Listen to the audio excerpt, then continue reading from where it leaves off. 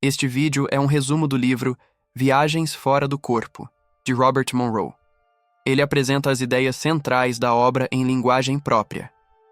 Aqui você vai entender o que Monroe investigou, como ele estruturou a experiência e suas conclusões. Se o tema fizer sentido para você, sugiro aprofundar seu conhecimento na leitura do livro. Vamos começar. Na sociedade moderna, dormir é visto como tempo perdido. Dormir é não produzir, não agir, não participar. Sonhos existem, todos sabem, mas quase sempre são tratados como fantasia sem valor ou, no máximo, como ruído psicológico sem realidade própria. O problema começa quando alguém afirma ter vivido algo diferente durante o sono. Voar sobre uma cidade, observar pessoas à distância, presenciar acontecimentos fora do alcance físico. Relatos assim são rapidamente desacreditados ou associados a distúrbios mentais. Muitos preferem se calar para não serem vistos como loucos, mesmo carregando confusão e angústia pelo que viveram.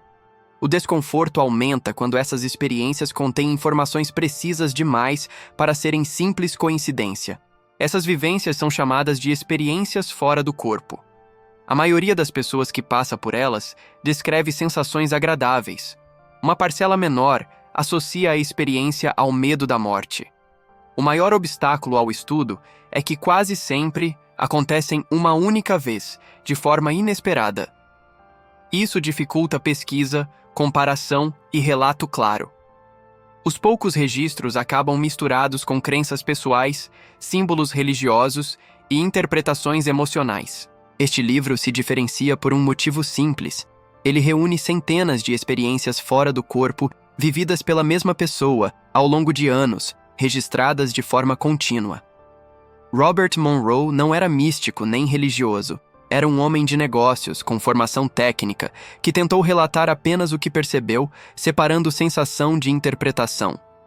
Na década de 1960, algumas dessas experiências foram monitoradas em laboratório. Os sinais fisiológicos se assemelhavam ao sono com sonhos. Não havia alterações cardíacas graves, nem indícios de transe patológico. Ainda assim, o estado não era idêntico ao sonho comum. Tentativas de medir efeitos à distância produziram resultados ambíguos. Algumas coincidências, outras falhas. Nada conclusivo, mas também nada facilmente descartável. O desconforto permanece. Se essas experiências forem reais, desafiam ideias básicas sobre mente, realidade e morte. O livro não pede crença. Não oferece respostas finais. Apenas apresenta um observador cuidadoso, relatando algo que aconteceu e que ainda não foi explicado.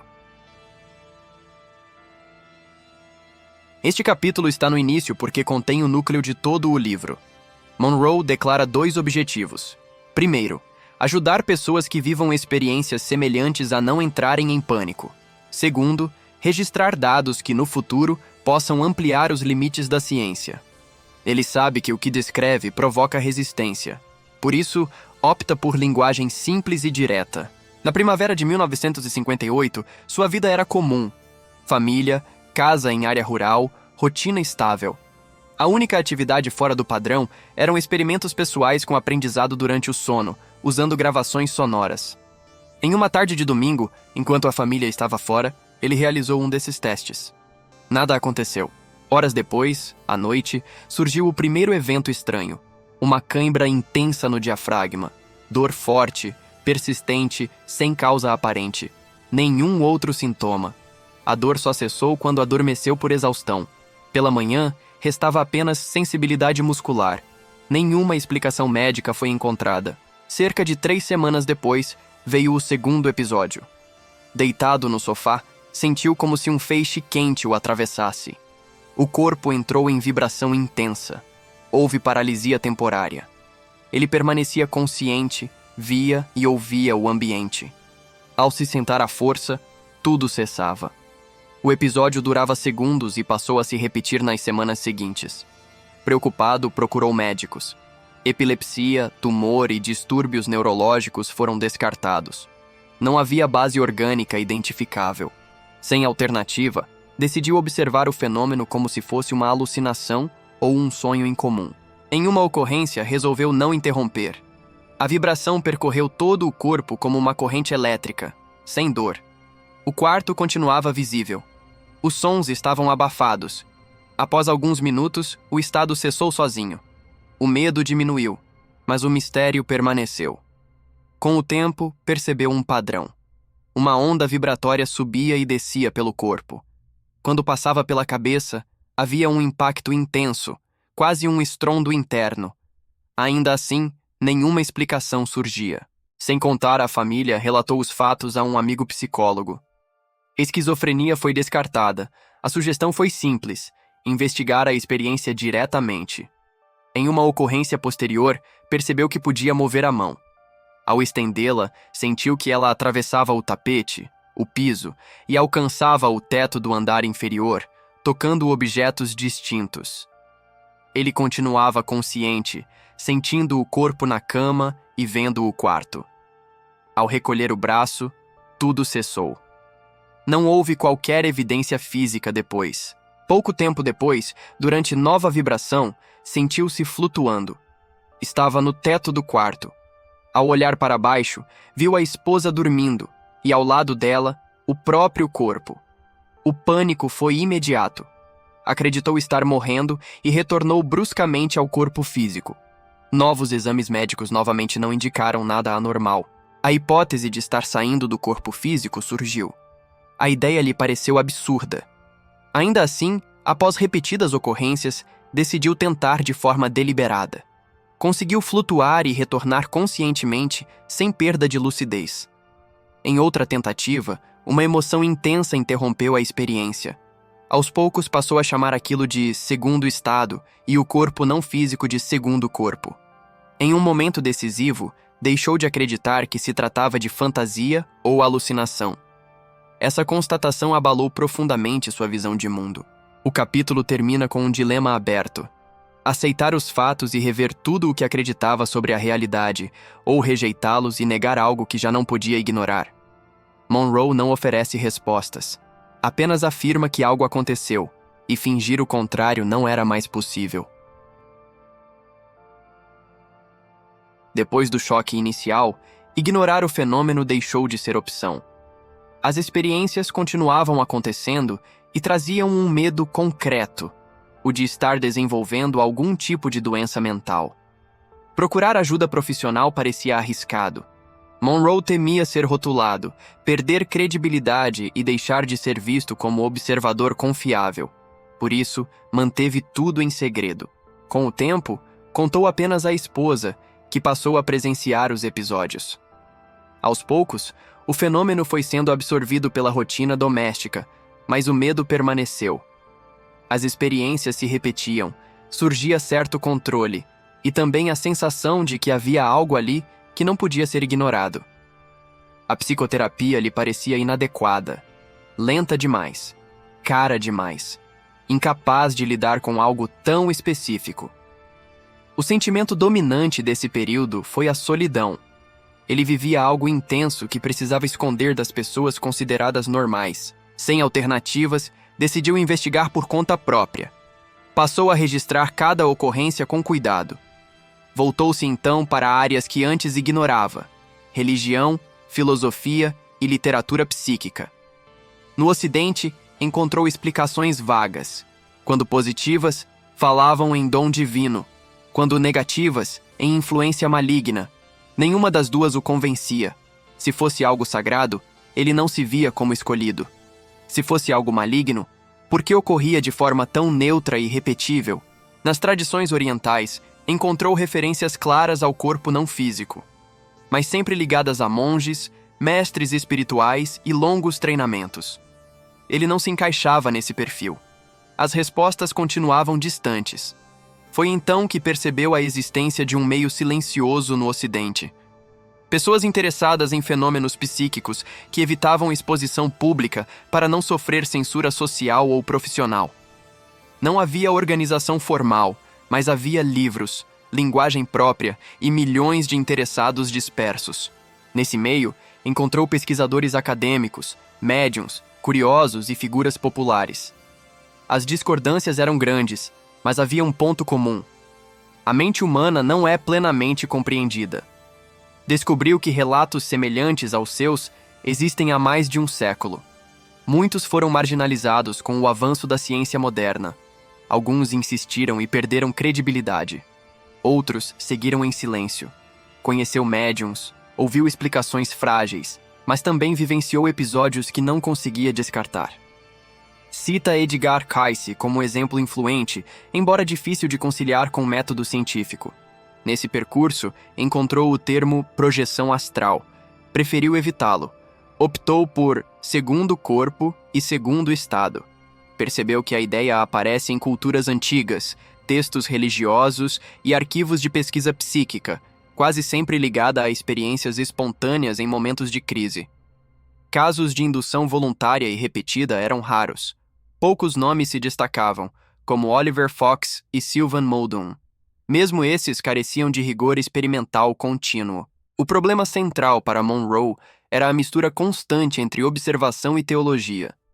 Fenômenos naturais já haviam sido chamados de milagres no passado. O segundo corpo poderia seguir o mesmo caminho, se não fosse tratado com cautela. Ao encerrar o capítulo, ele deixa claro: após anos de experimentação contínua, chegou a conclusões que considera inevitáveis, embora estranhas à sua formação. A partir desse ponto, a decisão não é mais dele. Cabe ao leitor decidir até onde está disposto a seguir. Em 1964, Monroe decide expor suas experiências a um grupo de cerca de 20 profissionais, psiquiatras, psicólogos e cientistas, reunidos em Los Angeles. O encontro é direto, técnico e sem concessões. Após horas de perguntas, ele faz duas questões simples. A primeira: o que fariam se estivessem vivendo o mesmo? A maioria responde que continuaria investigando. Poucos sugerem tratamento psiquiátrico. A segunda pergunta é mais reveladora: quem estaria disposto a passar pelas mesmas experiências? Apenas cerca da metade aceita. Para Monroe, fica claro que apoiar uma ideia em teoria é fácil. Assumir o risco pessoal é outra coisa. Ele então passa a relatar episódios específicos. Em setembro de 1958, em Projeção, tenta visitar Foster Bradshaw e sua esposa. Descreve o deslocamento como um voo baixo, atravessando árvores até chegar à casa. Observa o casal caminhando em direção à garagem, usando roupas específicas. Tenta se comunicar, sem sucesso. Ao retornar, telefona. A esposa confirma o horário, as roupas e a ação descrita. Monroe destaca que esperava encontrar o amigo doente na cama, o que não ocorreu, contrariando sua própria expectativa. Em março de 1959, hospedado em um hotel, vivencia 3 cenas sucessivas: um garoto caminhando enquanto joga beisebol, um homem colocando um aparelho no banco traseiro de um carro e pessoas sentadas à mesa enquanto alguém distribui grandes papéis brancos. Mais tarde, ao visitar Agnew Benson, confirma que o filho brincara naquele horário, que um gerador fora colocado no carro e que a esposa distribuíra correspondências durante o café da manhã. Em outubro de 1960, durante uma experiência noturna, percebe uma figura branca em seu quarto. É conduzido a um pequeno cômodo onde 4 mulheres conversam. Descreve roupas, posições, risadas, uma cadeira vazia e a palavra câncer.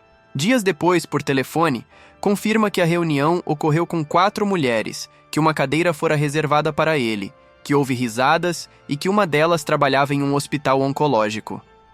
Em agosto de 1963, tenta deliberadamente visitar uma conhecida de férias na costa de Nova Jersey. Relata que ela está sentada na cozinha com um copo, acompanhada de 2 jovens. Para garantir sua lembrança do momento, dá um beliscão nela. Dias depois, ela confirma a cena, relata ter sentido o beliscão sem ver ninguém e apresenta marcas no local exato descrito. Monroe reconhece que cada episódio, isoladamente, pode ser explicado como coincidência. Mas o acúmulo torna essa explicação insuficiente. As confirmações surgem em contextos diferentes, com pessoas distintas, em momentos inesperados. O capítulo se encerra com uma conclusão simples. A aceitação do fenômeno não veio de um evento único, mas da repetição consistente de dados verificáveis. Para Monroe, negar tudo isso passou a exigir mais esforço do que aceitar que algo real estava ocorrendo. A pergunta mais comum sobre o segundo estado é direta. Para onde se vai? A partir de seus experimentos, Monroe identifica um primeiro ambiente claro e verificável, que chama de local 1, ou aqui e agora. Trata-se do mundo físico no momento presente, com pessoas, objetos e acontecimentos reais. Sempre que surgem elementos inexistentes ou inconsistentes, ele considera falha perceptiva, não uma visita válida. Todos os episódios que puderam ser confirmados por meios convencionais ocorreram nesse local 1. São poucos diante do total de experiências, mas decisivos. Em teoria, o processo parece simples: sair do corpo, observar algo distante, retornar e confirmar. Na prática, quase tudo falha. O principal obstáculo é o deslocamento. Do alto, lugares familiares tornam-se irreconhecíveis. Ruas perdem forma, referências desaparecem, proporções se alteram. O problema se agrava quando o destino nunca foi visitado fisicamente. Além disso, o movimento não ocorre por coordenadas espaciais, mas por foco mental. Não se vai a lugares, vai-se a pessoas. Mesmo assim, o controle é instável. Um pensamento lateral, uma emoção inesperada e o destino muda completamente. Outro fator limitante é o conflito entre a mente consciente e níveis mais profundos da consciência. Muitas tentativas fracassam porque decisões não conscientes interferem no trajeto, desviando o observador sem que ele perceba. Monroe relata diversas falhas.